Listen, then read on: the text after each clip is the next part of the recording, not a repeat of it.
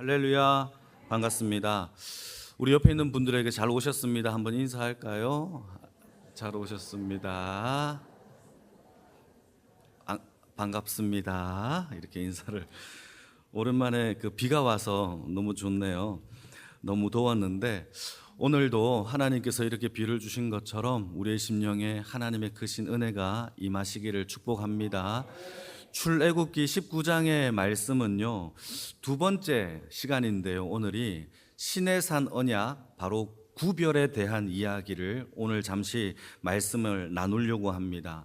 우리가 지난 시간에 살펴본 것처럼 시내산의 언약의 시작은요, 하나님이 아브라함에게 약속하신 그 언약으로부터 시작이 됨을 우리는 지난 시간에 살펴봤어요. 그 언약이 뭐냐? 아브라함과 맺었던 그 언약의 내용은 가나안 땅을 주시겠다, 아브라함에게 자손에게 주시겠다라는 그 언약이에요. 그런데 아브라함이 가나안 땅에 도착을 해서 보니까 가나안 땅이 비어있는 땅이 아니었어요. 아모리 족속이라는 싸움을 잘하는 민족들이 살고 있었어요. 그렇게 살다가 심지어 그 땅에 엄청난 기근까지 들었어요. 그래서 그의 후손인 야곱이라는 사람은 더 이상 가나안 땅에 살 수가 없게 된 거죠. 그래서 그의 가족들을 데리고 어디로 이주를 하느냐? 애굽 땅이라는 곳으로 이주하여 그 땅에서 무려 400년 동안 가나안 땅을 떠나 400년 동안 애굽 땅에서 살게 된 겁니다.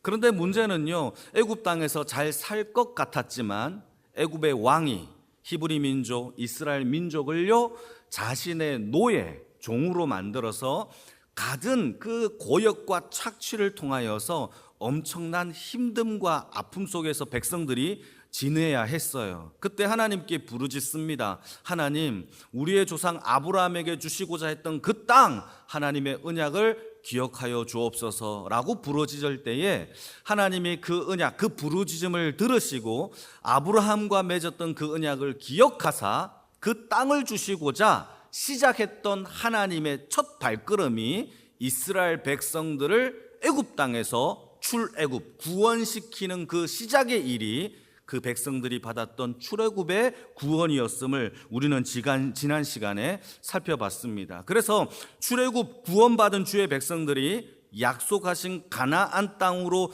들어가는 과정이 출애굽과 또 민수기의 이야기에 쭉 나와 있는데, 자, 시내산의 언약은 뭐냐? 구원받은 주의 백성이 약속하신 가나안 땅에 들어가서 어떻게 살아야 하는지에 대한 삶에 대한 내용을 언약을 맺음으로 맺어진 것이 시내산 언약의 핵심이에요. 그러니까 저와 여러분들이 구원받았습니까? 그렇다면 구원받은 주의 백성이 약속하신 그 나라에 가기까지 이 땅에서 어떻게 살아야 하는지의 삶에 대한 이야기가 포함되어 있는 언약이 시내산의 언약임을 알 수 있죠. 이 언약의 가장 큰 특징은 뭐냐? 순종하면 복을 받고 거역하면 저주받는다라는 것이 시내산 언약의 내용이에요. 그래서 신명기 30장 말씀을 한번 읽어볼까요? 15절 말씀을 보시게 되면 제가 읽겠습니다. 이렇게 기록하고 있습니다. 보라, 내가 오늘 생명과 복과 사망과 화를 너의 앞에 두었나니. 여러분, 하나님께서 이 땅의 삶 가운데서 두 가지 길을 예비해 놓으셨대요. 하나는 생명과 복의 길이 있고 또 하나는 사망과 화의 길이 있는데, 저주의 길이 있는데, 순종을 하면 생명과 복을 받고 거역을 하고 불순종을 하면 사망과 저주를 받는다라는 것이 시내산 언약의 핵심이고 우리가 선택해야 될 삶의 두 가지의 선택의 내용이라는 겁니다. 이것이 바로 시내산 언약의 핵심인 거죠. 이렇게 하나님이 우리에게 계명을 주시고 순종을 요구하는 삶을 단 한마디로 요약을 하면 뭐라고 요약할 수 있어요? 그거를 거룩이라고 요약할 수 있어요. 구별이라고 요약을 할 수 있는 겁니다. 그러니까 하나님께서 계명과 말씀을 주시고 그 말씀대로 살아가는 자들을 가리켜서 뭐라고 부른다? 거룩한 백성, 구별된 백성으로 살게 하기 위해서 우리에게 언약을 하나님께서 맺으신 것이 시내산 언약의 내용이에요. 자, 이까지 이해되시면 아멘. 자, 이제부터 시작이에요. 자, 그런데요, 우리가 이러한 구별과 거룩을 이해하기 위해서는요, 우리가 한 가지 놓치면 안 될 것이 있어요. 그것은 출애굽기 13장에 나오는 장자의 죽음에 대하여 우리가 먼저 살펴봐야 합니다. 여러분, 장자의 죽음은요, 이스라엘 백성들이 가나안 땅에서 출애굽을 할 때에 하나님이 애굽 땅을 10가지 재앙으로 심판할 때에 마지막 재앙이 장자의 죽음의 심판이에요. 그 내용을 보면 어떤 내용이냐? 장자의 죽음은 애굽 땅에 사는 모든 장자, 첫 것들 뿐만 아니라 모든 가축의 초태생들은 다 심판을 받는데 성경에 기록되기를 왕의 장자로부터 또 맷돌 뒤에서 가는 종의 장자까지, 심지어 가축의 새끼들까지, 가축의 모든 짐승의 새끼들까지 첫 것들은 다 심판을 받는다라는 것이 장자의 죽음의 심판의 내용이에요. 자, 문제는요, 이 핵심의 내용은 애굽 땅에 사는 모든 초태생들, 사람과 짐승의 초태생들은 다 심판을 받는데, 문제는 이스라엘 백성들도 애굽 땅, 고센 땅에서 살고 있었기 때문에 이스라엘 백성들의 장자와 짐승의 첫 새끼들도 죽임을 받을 수밖에 없었다라는 것이 핵심이에요. 그래서 하나님은요, 모세를 통하여서 그들에게 구원의 방법을 제시하죠. 그 방법의 내용이 어린 양을 잡아 죽여 피를 임방과 문설주에 발라서 바르고 그 고기는 집안에 들어가서 먹으라는 거예요. 그때 심판의 사자가 이 땅에 내려와서 모든 장자를 죽일 때에 그 피가 발린 집은요, 넘어갔다, 심판하지 않았다고 해서 넘어갈 월, 유월절의 절기의 시작이 되었다라고 성경은 이야기하고 있죠. 자, 그러니까 장자의 죽음은요, 애굽 땅에 사는 모든 첫것, 초태생들은 다 죽어야 하는 것이 마땅한데, 이스라엘 백성들은 하나님이 구별하셨어요. 구별하여서 어린 양을 잡아 피를 임방과 문설주로 발라서 그들을 살리신 사건이 장자의 죽음의 이야기라는 사실이죠. 자, 그런데 초태생이라는 것, 첫 것이라는 것을 우리가 오해를 하는 게 하나 있어요. 자, 오해가 뭐냐? 하나님께서 초태생이라고 얘기하는 것은 5명의 아들 중에 첫째 아들만 초태생으로 우리는 이해하잖아요. 그게 아니에요. 하나님은요, 이 5명 중에서 첫 번째 아들을 초태생으로 얘기하는 게 아니라 이 5명이 다 초태생이에요. All of them. 그들의 전부가 하나님께의 초태생인 거예요. 첫 것을 살렸다라는 것은요, 전부를 살렸다라는 그런 의미예요. 이걸 어떻게 할 수 있느냐? 이미 우리가 공부했어요. 출애굽기 4장 말씀을 한번 볼까요? 4장 22절 같이 읽겠습니다. 시작. 너는 바로에게 이르기를 여호와의 말씀에 이스라엘은 내 아들 내 장자라. 이스라엘 전부가 all of them이 하나님 앞에서는 장자예요. 내 것이에요. 하나님께서 그렇게 이미 출애굽하기도 전에 이미 명령을 하신 거예요. 그러니까 하나님이 초태생인 이스라엘 백성들을 살리셨다면 이스라엘 전부가 하나님의 것이 되었다라는 것이 하나님께서 말씀하시고자 하는 내용인 거죠. 그래서 한번 읽어볼까요? 출애굽기 13장 2절 말씀인데요, 같이 한번 읽겠습니다. 시작. 이스라엘 자손 중에 사람이나 짐승을 막론하고 태에서 처음 난 모든 것은 다 거룩히 구별하여 누구에게 돌려라? 내게 돌려라. 내 거니까. 여러분, 이것이 하나님께서 초태생을 향한 하나님께서 구원하신 내용의 것이에요. 살리셨다면 그 살리신 분의 것이다 라고 이야기하는 것이죠. 자, 그러면 초태생에 대한 이야기가 조금 이해가 됐어요. 그러면 초태생이 가지고 있는 의미도 살펴봐야 돼요. 초태생을요, 히브리 말로 테페르라는 단어를 쓰는데 이 단어는요, 무슨 뜻이냐면 시작이라는 뜻이에요. 여러분, 식당을 열었는데 그 식당에 원조는요, 몇 개 있을까요? 남산에 가면요, 돈가스 집이 있는데 남산 돈가스 집에 원조가 몇 개 있을까요? 하나밖에 없어요. 만약에 2개 있으면 둘 중에 하나는 사기치는 거예요. 가짜이겠죠. 여러분, 첫 것이라는 것은요, 시작이라는 거는요, 하나라는 의미예요. 하나밖에 없다라는 뜻이에요. 하나밖에 없다라는 것은요, 특별하고 구별되었다라는 뜻이에요. 그래서요, 조금 전에 읽었던 13장 2절 말씀에 초태생 모든 처음 것들은 거룩히 구별하여 구별하래요. 그게 처음 것과 구별과 거룩은 늘 함께 다니는 하나님의 용어입니다. 그러니까 초태생이야, 그러면 거룩히 구별하여 내게 돌리라고 하나님께서 백성들에게 명령을 하신 것이죠. 자, 그러면 왜 하나님은 구별을 하실까요? 첫 것을 구별하실까요? 이 구별의 의미가 왜 하나님께 중요하냐? 그 이유가 있어요. 여러분, 구별하셨다라는 것은요, 하나님이 특별한 목적을 위하여 사용하시겠다라는 뜻이에요. 12개의 지파 중에서요, 레위 지파는 하나님 앞에 구별된 지파예요. 그들은요, 왜 그렇게 구별했느냐? 하나님의 성소를 위하여 일하기 위하여 하나님이 따로 빼둔 특별하고 구별된 지파라는 것이죠. 마찬가지예요. 제가 어젯밤에 잠을 자기 전에 넥타이 하나를 빼놨어요. 이 넥타이로 말할 것 같으면 오늘 여러분과 함께 예배 드리면서 입으려고 미리 준비해 놓은 구별된 넥타이란 말이에요. 그럼 왜 그렇게 구별해놨습니까? 오늘 내가 예배 때 사용하기 위해서.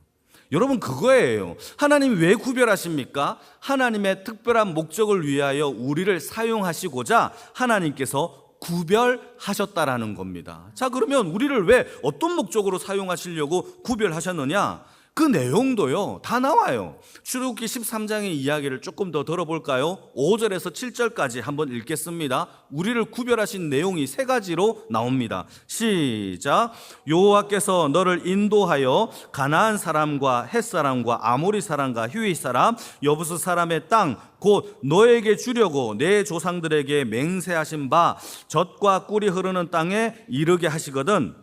너는 이 달에 이 예식을 지켜 이래 동안 무교병을 먹고 7째 날에는 여호와께 절기를 지키라. 이래 동안에는 무교병을 먹고 유교병을 내게 보이지 아니하게 하여 너의 땅에 누룩을 내게 보이지 아니하게 하라. 여러분, 3가지가 나오는데 한번 여러분 눈으로 한번 표시해 보십시오. 첫 번째는 약속하신 땅을 주려고 구별하셨대요. 두 번째는요, 그 땅에 들어가 절기를 지키게 하기 위해서 구별하셨대요. 절기는요, 우리로 얘기하면 예배인 거죠. 예배. 세 번째는요, 누룩이 없는 삶을 살게 하기 위해 거룩한 백성, 신부를 얘기하는 것이죠. 이 3가지가요, 우리를 구원하시고자 구별하신 목적의 이유예요. 첫 번째는 뭐라고요? 땅을 주시기 위하여 약속하신 땅. 두 번째는요, 절기 예배죠. 세 번째는요, 뭡니까? 누룩이 없는 거룩한 백성이죠. 저와 여러분들이 하나님께 구원받은 주의 자녀인 줄 믿으십니까? 그 목적은요, 하나님이 약속하신 그 나라에 우리에게 주시기 위해서 하나님의 땅, 하나님의 나라의 첫 번째 이유가 있는 거고, 두 번째는요, 우리가 하나님 앞에 예배드리는 주의 백성으로 구별하셨고, 세 번째는요, 흠없고 순전한 하나님의 아들들로 삼기 위하여 우리를 구별하고 구원하신 줄 믿으시길 축복합니다. 이게요, 에베소서 이야기와 똑같죠. 이게 그 얘기예요. 그러니까 하나님은요, 아브라함에게 언약을 통하여서 백성들을 구원하시고 언약을 맺으신 그 이유는 구별이었고, 이 구별을 통하여 하나님께서 첫것 그 장자를 하나님이 장자로 삼으셨던 그 이유도 구별이었다라는 것을 알 수 있죠. 그리고 그 구별하여서 우리에게 요구하고 계시는 삶의 모양도 누룩이 없는 예배자, 거룩한 신부가 하나님께서 우리를 구원하신 구별의 목적이라는 사실을 기억하기를 축복합니다. 여러분, 이게 참 중요한 내용이죠. 여러분, 우리의 삶은요, 반드시 구원받았다라면 거룩한 삶이 사라져야 돼요. 막 살면 안 돼요. 말씀 가운데 구별하는 주의 백성이 있기를 축복합니다.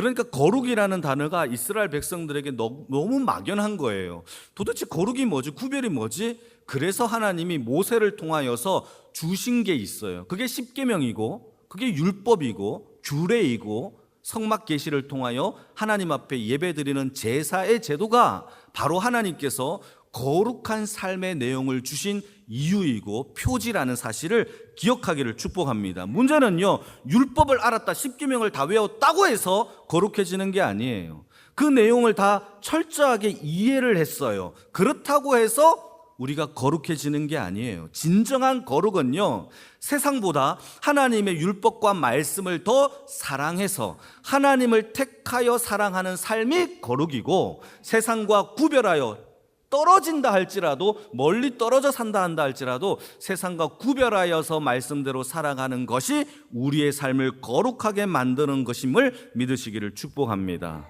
그래서 우리의 신분은요, 하나님이 명명하는 그 단어 자체가 달라요. 우리를 거룩한 신부, 거룩한 제사장으로 만들었고 내 소유, 너희는 내 아들이라고 하나님께서 말씀을 하시는 거예요. 한번 읽어볼까요? 여러분 19장 5절 6절인데요 같이 읽겠습니다. 시작. 세계가 다 내게 속하였나니 너희가 내 말을 잘 듣고 내 언약을 지키면 너희는 모든 민족 중에서 내 소유가 되겠고 너희가 내게 대하여 제사장 나라가 되고 거룩한 백성이 되리라. 이게 하나님께서 우리를 향한 구별과 구원의 용어예요. 사랑하는 성도 여러분, 우리의 삶에 여러분 구별과 구원, 거룩의 삶이 채워지기를 주님의 이름으로 축복합니다. 자, 그런데 이스라엘 백성들의 입장에서 살펴봅시다. 이스라엘 백성들이 하나님 앞에 그러한 구별과 또 구원과 하나님께 언약과 율법을 받았다고 한들 여러분, 그것이 인간은 죄인인지라 여러분 스스로 거룩하여지거나 스스로 하나님 앞에 선하게 만들어 갈 수가 없는 거예요. 그러니까 인간은 죄인인지라 거룩한 삶과 놔두면 멀어지지 더 가까워지지 않는단 말이에요. 그래서 하나님이 특별하고 독특한 방법으로 이스라엘 백성들을 거룩한 백성으로 만들어가는 작업을요, 두 가지를 하세요. 앞으로 쭉 살펴볼 게 이 두 가지의 작업이에요. 첫 번째 작업은 뭐냐? 광야로 보내요. 광야, 윌드니스, 험악하고 아무것도 없는 땅, 척박한 땅으로 광야로 하나님이 우리를 보내세요. 그 광야의 삶에서 살아가는 것조차가 우리를 거룩하게 만드는 삶의 하나님의 방법이에요. 그래서 여러분, 구원받은 이스라엘 백성들을 살펴보게 되면 줄곧 그들은 광야에서만 살았어요. 십계명을 받았던 장소도 광야, 만나를 먹었던 장소도 오직 광야에서만 먹어요. 가나안 땅에 들어가면 만나가 뚝 떨어져요. 구름 기둥과 불 기둥도 광야, 여호와 라파도 광야, 여호와 니시도 광야, 하나님의 모든 언약과 하나님의 영광 슈키나이도 광야, 성막 계시도 광야, 모두 다 광야에서 하나님이 백성들에게 만나주시고 훈련시키셨다라는 것을 우리는 기억해야 합니다. 아무것도 없는 땅이에요. 내 고집과 내 자, 그 모든 것들을 철저하게 버리고 비를 준비하신 하나님을 바라보게 하는 믿음, 비를 준비하신 하나님을 보는 그 믿음을 바라보면서 살아가는 척박한 땅이 광야예요. 그 광야에서 지내고 하나님을 바라보는 것만으로도 하나님은 우리를 거룩한 훈련으로 만들어가고 계신다라는 사실을 기억하기를 축복합니다. 그래서 우리가 예배를 잘 드리면 거룩해지는 게 아니에요. 거룩한 주의 백성들이 드리는 게 예배예요. 착각하면 안 돼요. 그래서 하나님은요, 우리를 광야를 통하여서 우리를 거룩한 구별된 백성으로 삼고 만들어 가시는 겁니다. 그래서 우리는 주의 백성, 구원받은 주의 신자들이 고난을요 싫어하면 안 돼요. 또 고난이야 이런 말을 하면 안 되고, 고난이네, 좋습니다라고 해야 돼요. 이렇게 되기를 축복합니다. 아멘이 작아요. 그러면 안 돼요. 디모데후서 3장 12절 말씀을 보시게 되면 같이 읽어볼까요? 시작. 무릇 그리스도 예수 안에서 경건하게 살고자 하는 자는 뭘 받으라? 박해를 받으라. 여러분 베드로 사도도요 4장 12절 말씀에 이렇게 기록하고 있습니다. 같이 읽겠습니다. 베드로전서 4장 12절 시작. 사랑하는 자들아 너희를 연단하려고 오는 불시험을 이상한 일 당하는 것 같이 이상히 여기지 말라. 이상하게라는 단어가 2번 나오는데 이 이상하다라는 단어가 헬라 말로 2가지 의미가 있어요. 낯선 손님이라는 뜻이 있고, 두 번째 환대하다. 중동 지역에서는요, 손님이 오면, 낯선 손님이 오면 환대하는 그런 문화가 있어요. 마찬가지로 베드로 사도가요, 고난이 오는 것을 낯선 손님이 나에게 찾아온 것처럼 푼 거예요. 그래서 낯선 손님이 나에게 찾아와서 처음에는 낯설지만 그들을 어떻게 환대하라, 극진하게 대접하라가 고난을 대하는 성도들의 자세로 사도 베드로가 우리에게 설명하고 있는 겁니다. 사랑하는 성도 여러분, 고난을 어떻게 환대하겠습니까? 그런데 고난을 환대하는 연습을 통하여서 하나님 앞에 거룩한 주의 백성으로 살아가기를 주님의 이름으로 축복합니다. 만약에 고난을 거부하면 우리의 삶의 거룩을 거부하는 것과 마찬가지예요. 우리의 삶의 고난을, 이 광야의 삶을 환대하며 살아가는 주의 인생이 되기를 축복합니다. 그게 첫 번째, 하나님이 독특하게 훈련시키는 방법이에요. 저도요 많은 광야를 지났어요. 두 번째 방법은요, 하나님이 기다리라고 하셔요. 기다림이에요, 기다림. 그래서 오늘 본문에도요 10절과 11절 말씀을 한번 읽어볼까요? 같이 읽겠습니다. 시작. 여호와께서 모세에게 이르시되 너는 백성에게로 가서 오늘과 내일 그들을 성결하게 하며 그들에게 옷을 빨게 하고 준비하게 하여 셋째 날을 기다리게 하라. 이는 셋째 날에 나 여호와가 온 백성의 목전에 시내산에 강림할 것이다 라고 얘기하죠. 여러분, 옷을 빨았어요. 옷을 빨면요 3일 후에 이 시내산에서 하나님의 영광이 임재되어집니다. 자, 그러면 옷을 빨고 빤 목적이 뭐냐? 깨끗하게 하기 위해서죠. 성결하게 하기 위해서죠. 그러면 3일 동안의 삶은요 어떻게 살아야 됩니까? 막 땅바닥에 막 뒹굴고 살아야 됩니까? 그러면 안 되죠. 그거는 성결한 게 아니죠. 옷을 빨았다면 3일 동안의 삶도 옷을 빨았던 성결의 삶을 유지해야 3일의 거룩함이 유지되는 거예요.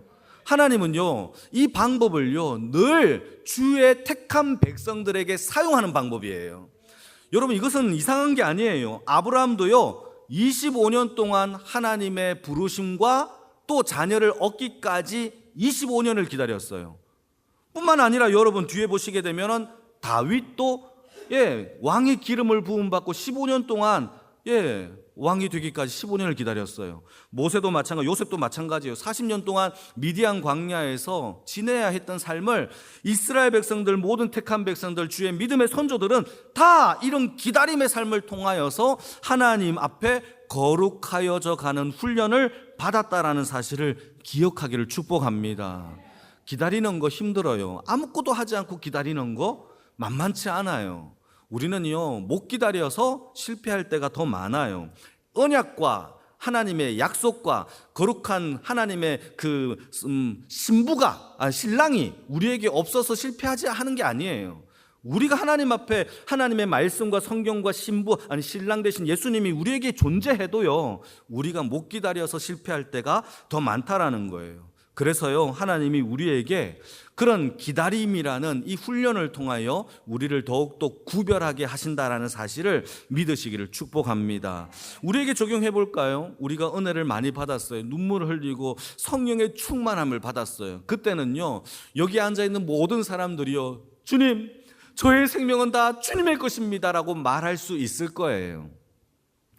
아프리카라도 보내주십시오 라고 말할 수 있을 거예요. 그런데요 시간이 지납니다. 조금만 더 기다려. 그래, 너 은혜 받은 거 나 안다. 조금만 기다려 하다가 주님 이제 아닌 것 같아요 라고 바뀐단 말이에요. 우리는 기다리다가 우리의 마음이 바뀌어요. 진짜 기다리는 자의 삶은요 안 바뀌어야 돼요. 이 훈련을 하나님이 우리에게 구별과 거룩의 훈련으로 두 번째 주신다라는 사실을 기억하기를 축복합니다. 제가 좋아하는 시인 중에서 함석헌이라는 시인이 있어요. 여러분 다 아실 거예요. 그분이 가장 유명한 시 중에서 그때 그런 사람을 너 가졌는가 라는 시가 있어요. 그 내용을 보게 되면은 탔던 배가 좌초되어서 점점점 가라앉는 그런 상황에서 이런 이야기를 합니다. 탔던 배 꺼지는 시간 구명대 서로 사양하며 너만은 제발 살아다오 라고 하며 구명대에 주는 그 친구는 너는 가졌는가 라고 하는 시예요. 여러분 저는 이 시를 보면서 구명대를 포기할 수 있는 자의 삶이 진짜 하나님의 나라를 사모하며 기다렸던 삶이 아닐까요? 이 구명대 아시죠? 튜브처럼 생긴 이 동그란 거, 그게 구명대예요. 그거 하나밖에 없어요. 이거 넣어주면서 너는 살아라 라고 하면서 자기는 죽는 거. 여러분 그때의 이 죽음이 그 사람을 살리는 것보다 하나님의 나라를 더 사모하기 때문에 그 생명조차도 버릴 수 있는 것 아닐까요? 우리는 이 땅에서 누구를 기다립니까? 하나님의 나라를 기다리는 주의 백성의 삶이 거룩이 채워지는 삶이 되어지기를 축복합니다. 그게 행복이었겠죠. 그 친구에게는 너 살아라 그러면서 하나님 앞에 행복을 택하는 믿음, 그게 바로 구별이고 거룩이에요. 마태복음 25장의 말씀을 보게 되면 10처녀의 비유가 기다림에 대한 이유가, 기다림에 대한 이 교훈이 우리에게 주어지는데, 어리석은 다섯 명의 처녀들을 보게 되면 그들이 혼인잔치에 못 들어가요. 중요합니다. 10명의 처녀 중에서 5명의 처녀가 약혼까지 했어요. 신랑이 있었어요. 존재했어요. 그럼에도 불구하고 혼인잔치에 들어가지 못했던 5명의 어리석은 처녀는 왜 못 들어갔을까요? 첫째, 신랑이 없어서 아니에요. 신랑이 있었어요. 약혼을 안 해서 아니요. 이미 다 약혼을 했어요. 등불이 없어서 아니 등불도 있었어요. 그러나 정작 신랑이 왔을 때에 등불은 있었지만 밝힐 기름이 없어서 나갈 수가 없었던 거예요. 여러분 어리석은 5명과 슬기로운 5명의 차이는요, 이 땅에서의 기다림의 차이예요. 딴 거 아니에요. 여러분 우리는 주를 기다려야 돼요. 그것이 우리를 거룩하고 구별하는 예배자, 누룩이 없는 흠없고 순전한 아들로 하나님이 만들어 가시는 방법이에요. 자, 그런데요, 우리가 그러면 어떻게 하면 잘 기다리는 걸까요? 성경에 기다림이라는 단어에는요, 시간이라는 단어와 함께 늘 같이 나와요. 성경에는요, 시간이라는 단어가 참 많이 나옵니다. 시간은요, 하나님이 모든 인류에게 주신 공평한 하나님의 선물이에요. 유한 목사는 25시간 가지고 있는 게 아니에요. 똑같이 24시간을 가졌어요. 시간을 누구에게 쓰느냐가 기다림의 요체를 설명하는 거예요. 내가 정말 사랑한다면요, 우리는요, 내 시간이 아무리 바쁘지만요, 그 시간을 뚝 떼어내어서 그 시간을 사용합니다. 제 동기 중에서요, 내 동문 중에서 늘 동문의 자리에 안 나오는 친구가 있어요. 그 친구는 늘 바쁘대요. 그런데요, 늘 골프 다녀요. 그게 뭐 바쁜 거예요? 말이 안 되잖아요. 여러분 그 친구는요, 바쁜 게 아니라 그 시간을 투자하지 않는 거예요. 우리의 삶을 돌아봅시다. 내가 아무리 바빠도요, 내가 좋아하는 거는요, 악착같이 하는 게 시간을 쓰는 사람들의 특징이에요. 내가 무엇에 시간을 쓴다? 내가 사랑하고 기다리는 대상의 모습이죠. 주말 드라마를 기다리십니까? 그거를 정말 사랑하는 거죠. 주님, 오늘 이 예배를 기다리신 분들은 하나님께 사랑을 받으실 줄 믿습니다. 아멘. 조금 작은 것 같아요. 주님을 더 기다리시기를 축복합니다. 그게 바로 우리를 거룩하게 만드는 요소예요. 예배를 기다리고 말씀을 기다리고. 여러분 우리는 도대체 어디에다가 많은 시간을 씁니까? 성경은 얘기합니다. 때가 악하니까 세월을 아끼라 라고 말씀을 하세요. 이 세상이 악해지고 있기 때문에 우리가 해야 될 삶의 태도는요, 세월을 아끼는 거예요. 여러분 우리의 삶에 진짜 거룩한 신부가 되기 위해서는 우리의 시간을요, 하나님께 드리는 것을 아까워하지 않는 그런 신부들이 되어지기를 축복합니다. 광야에서 하나님을 기다리는 그 인생이 누구냐? 바로 하나님께 시간을 많이 내어드리는 그 백성, 누룩이 없는 그 백성, 그런 백성이 되어서 거룩한 예배자, 거룩한 성도, 거룩한 신부가 다 되어지기를 주님의 이름으로 축복합니다. 우리 같이